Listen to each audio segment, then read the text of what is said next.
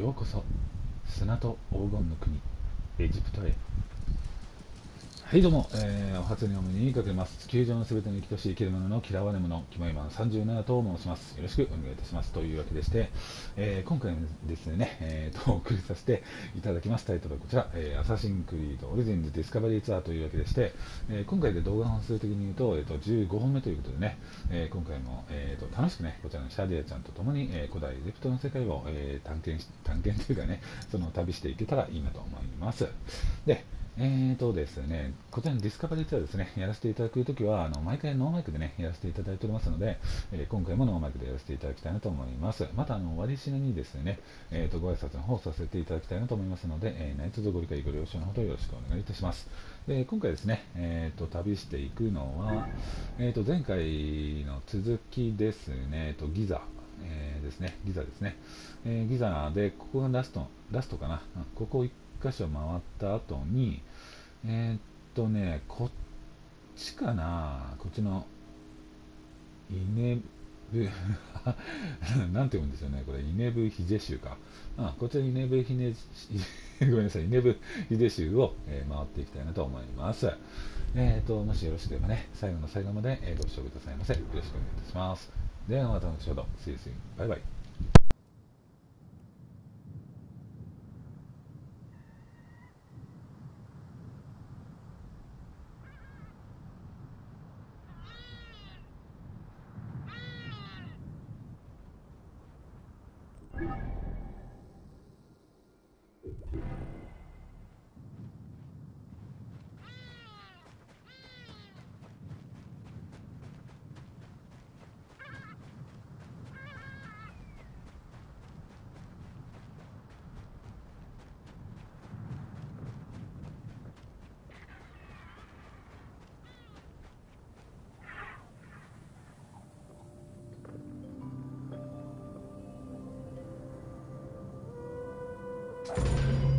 Welcome to Secrets of the Great Pyramid.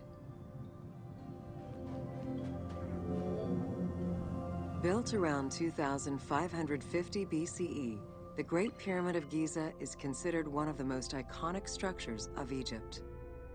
It is the biggest of the pyramids and the only one of the 7 wonders of the ancient world still standing.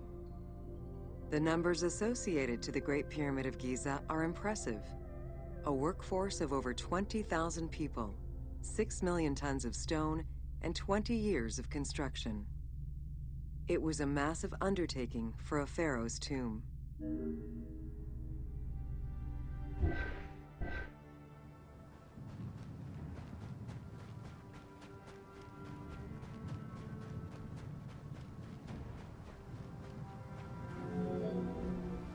The construction of the Great Pyramid was also a display of power and opulence on the part of Khufu. It is part of the pharaoh's vast funerary complex, which also includes 2 temples, 3 satellite pyramids, a causeway, and a builder's necropolis. We can guess that the intent behind the construction of these monuments was Khufu's way of declaring himself one of the most powerful pharaohs to rule a unified Egypt.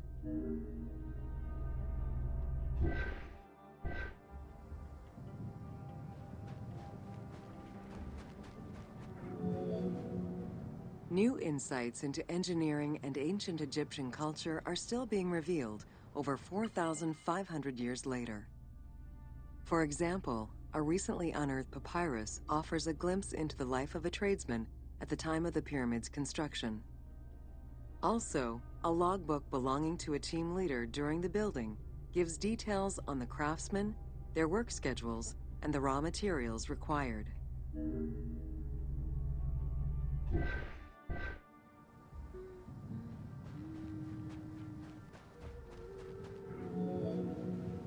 It is interesting to note that by Cleopatra's time, the pyramid's celestial purpose, its construction, and the function of its mysterious inner chambers was already unclear. Today, it is only through dedicated research that we have begun to grasp some of the Great Pyramid's mysteries.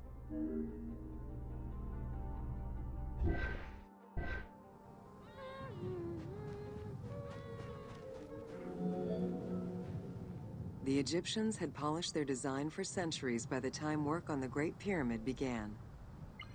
Intended as a tomb for Khufu, the Great Pyramid's structural design has been considered to be nearly perfect by engineers and historians ever since.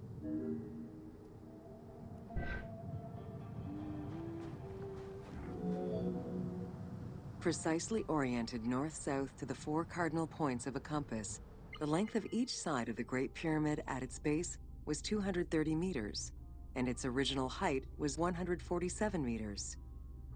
The pyramid is a mere 0.05% error away from being a perfect square.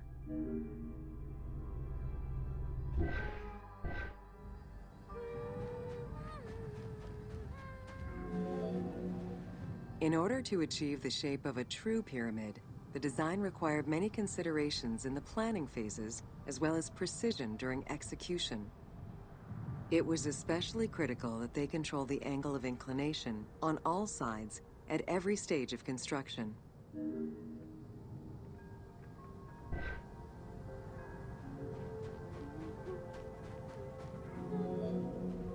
Materials for the Great Pyramid consisted of quarried limestone blocks, weighing between 2 to 15 tons each.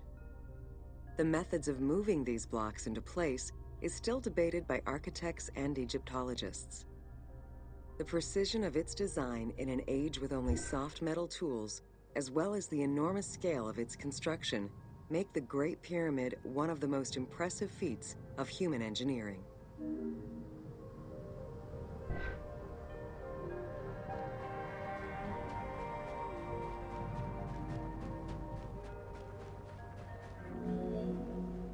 It's estimated that it took between 600,000 and 2 million blocks of stone to build the Great Pyramid. Experts calculate it would have required men to move 12 blocks every hour around the clock for 20 years to place the 2.3 million stones the monument is made of.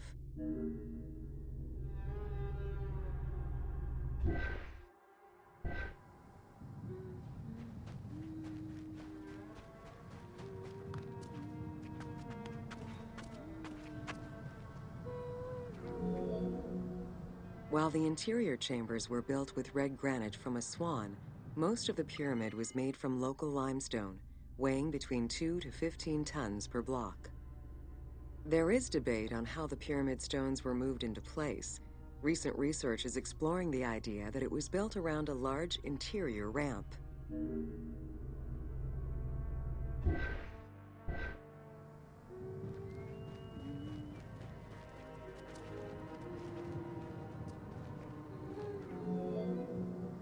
The recently discovered logbook confirms that the high-quality limestone of the outer casing was brought by boat across the Nile from a quarry in Tura.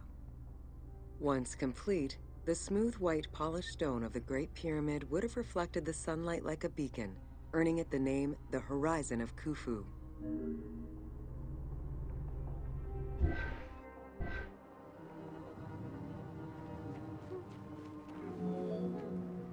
Over the centuries, thieves and travelers attempted to access the Great Pyramid numerous times. Ancient writings describe details of its interior, proof that some made their way within, though who gained entrance first and when is unknown.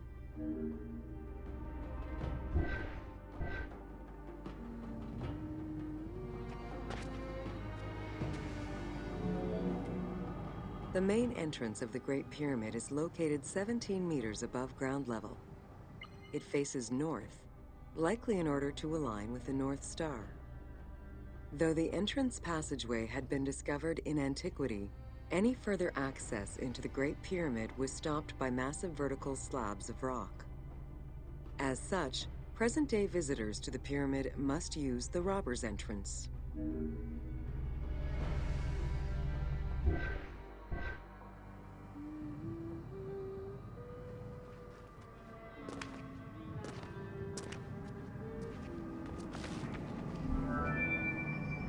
The robber's entrance is reported to have been opened in the 9th century by Caliph al-Mamun. In search of treasure, the Caliph had his men dig their way inside the Great Pyramid. The most likely scenario is that they enlarged a corridor, which had been created by tomb robbers during antiquity. As such, this is how the team can justify access to this wonder.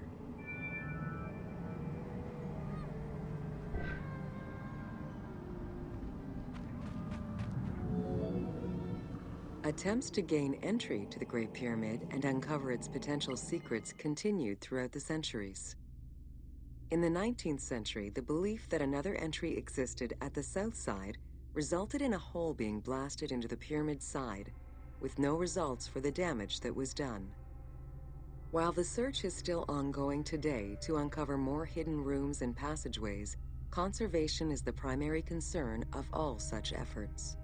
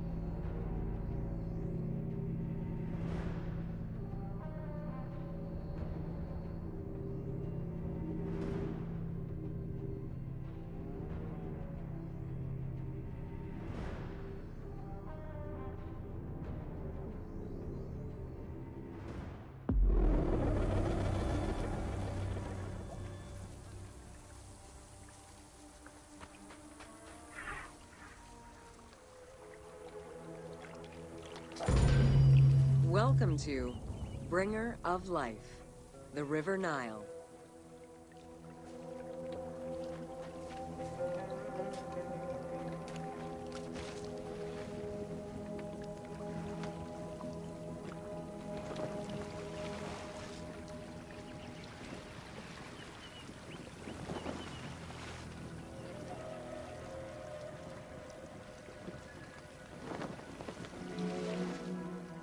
The ancient Egyptians called the dark fertile soil of the Nile the Black Lands, and the surrounding desert was referred to as the Red Lands.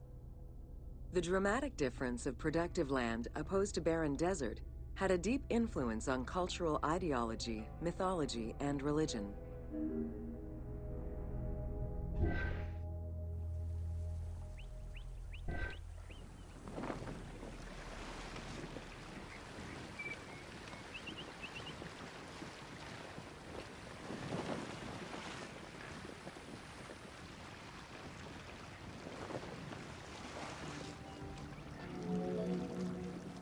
The Nile determined much of Egyptian civilization. For example, the seasonal cycle of the Nile was so consistent that ancient Egyptians created their calendar around it. The flood season, or Akhet, was when the departing floodwaters left arable soil for crops. It was followed by the growing and harvesting seasons, known as Peret and Shemu. These regular seasons, along with abundant wildlife and rich soil, meant that Egypt's denizens were able to nourish themselves and ensure their country's strength in trade.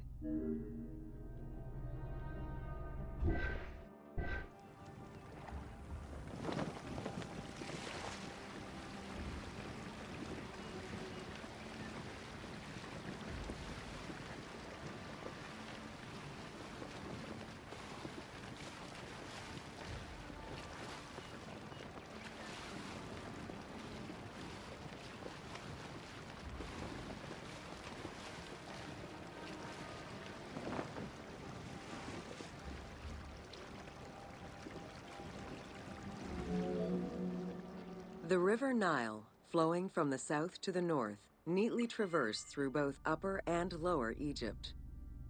All of Egypt's major cities were built along this narrow ribbon of life. Protected by mountain ranges and deserts which acted as natural barriers to enemies, and sustained by the Nile's plants and wildlife, Egyptian civilization enjoyed economic and cultural prosperity for over 4,000 years.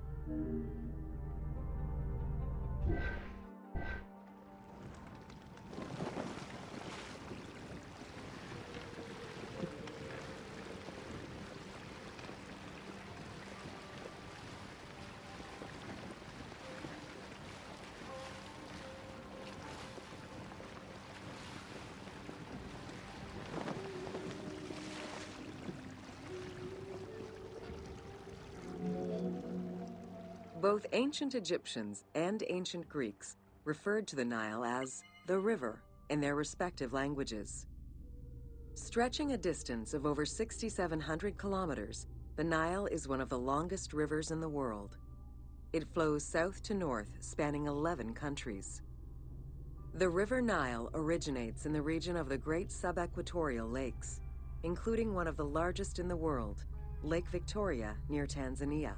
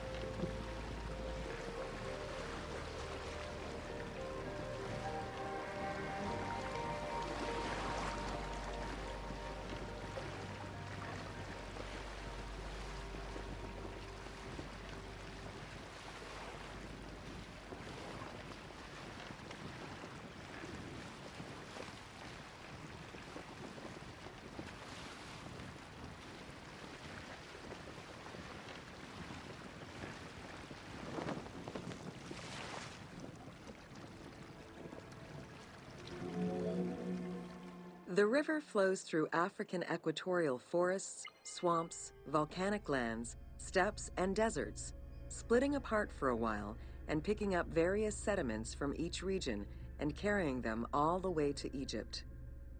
Its main artery, known as the White Nile, rejoins with the Blue Nile in Khartoum. This is where it weaves through rich deposits of silt and nutrients, carrying them along in its wake.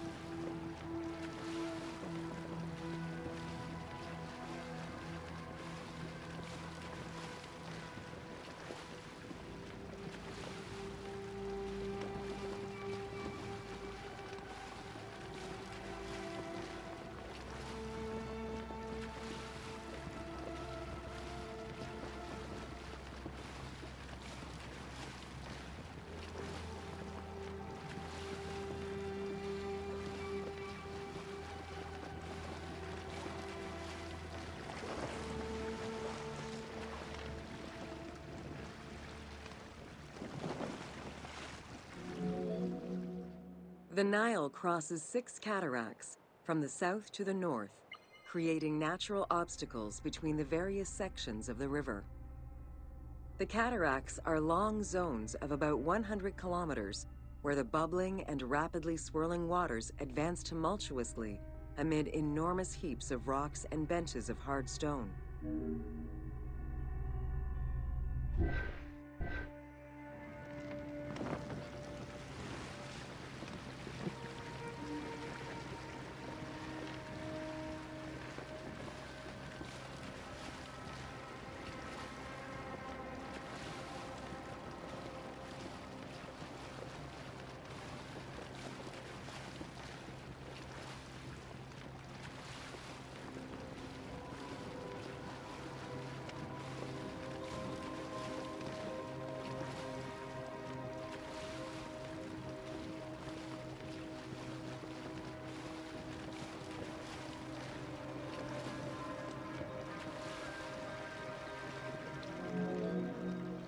It is after crossing Nubia and the First Cataract that the river officially returns to Egypt in Aswan. There are still 1,000 kilometers before it reaches Cairo and the Delta, bringing life to those living on its shores before it eventually empties into the Mediterranean Sea.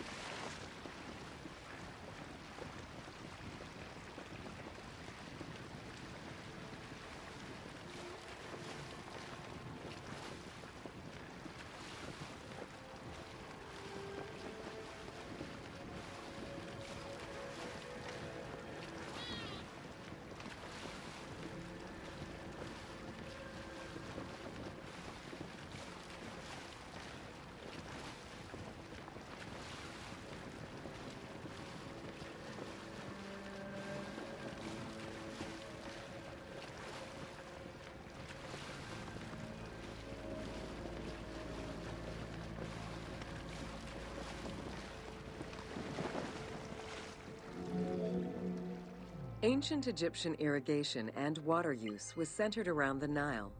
However, they also had access to streams and rivers, as well as several large lakes. The Delta, situated at the north end of the Nile, also known as Lower Egypt, is a large irrigated area where the river splits into several tributaries.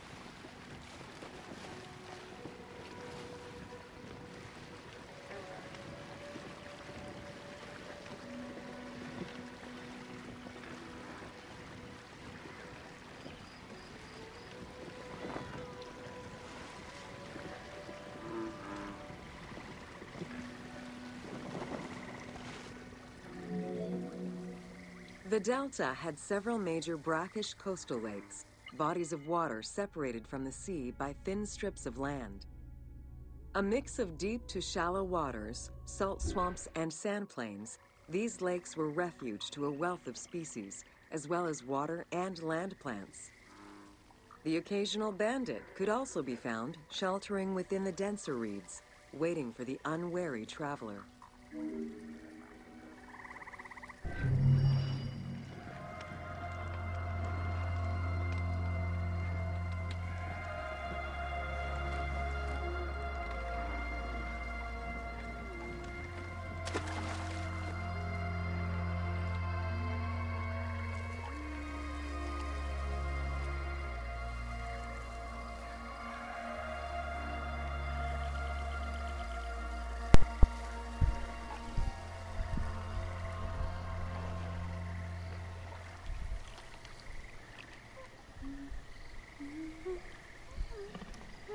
はい、というわけでして、今回ですね、切りも良さそうなので、この辺で終了させていただきたいなと思います。ここまでご視聴いただきまして、誠にありがとうございました。そしてここまでお付き合いくださいまして、お疲れ様でした。ありがとうございました。今回ですね、前回、ギザ、のピラミッドの、旅ですね。で、これと、で今回こちらの、ナイル川の、旅をね、今回は楽しく、シャイデアちゃんと共にね、できたかなと思いました。また次回以降もね、多分今回でシャイデアちゃんはちょっとね、もう疲れたっていうか飽きちゃってみたいなので、また別の人とね、ナビゲーターさんとちょっと交代して次回からまたやっていきたいなと思います。ですね、自分ですね、これ以外のシリーズ動画ですね、いくつか出させていただいておりまして、ウィッチャー3ワイルドハント、狼絶景版、ファイナルファンタジー15に、シャーロック・ホームズ悪魔の娘、であとは、ザ・シルバーケースと死因ですね、出させていただいております。で、それ以外ですね、ニコ生と YouTube で、ブロードキャスト配信させていただいております。で、ブロードキャスト配信させていただくにせよ、今回みたいにね、動画をアップさせていただくにせよ、必ず事前に自分でやらせていただいております。Twitter 等でご報告させていただいております。毎回動画説明欄にですね、自分でやらせていただいております。各種 SNS の URL を、リンクっていう形でもって貼らせていただいております。お気の方が気になりましたら構いませんので、もしよろしければぜひそちらの方もチェックされてみてください。よろしくお願いいたします。で今回ですね、奇跡的にもこちらの動画をご視聴くださった方の中で、自分みたいなのもね、いいなと思っていただけたらで構いませんので、チャンネル登録、あと動画の高評価等ぜひよろしくお願いいたします。というわけでして、今回、少々生キモイマン37がお送りさせていただきました、アサシンクリードオリジンズディスカバリーツアー、配信通算じゃなくてごめんなさいね、動画本数的に言うと、15本目ですね。これで終了させていただきたいと思います。あとそうですね。大丈夫ですね。ではまた、次回16本目にて、皆様にお会いできることを楽しみに、今回これで失礼させていただきます。ありがとうございました。バイバイ。